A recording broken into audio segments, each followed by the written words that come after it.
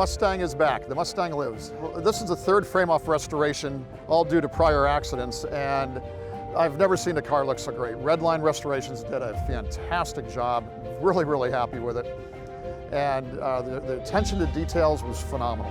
And when you guys brought it up today in the trailer and you put it out, I did like a double take. At first it's like, wow, it's a really neat car. And I was like, that's my car. And really, really pleased with it. And I can't say enough about you guys, and thank you again.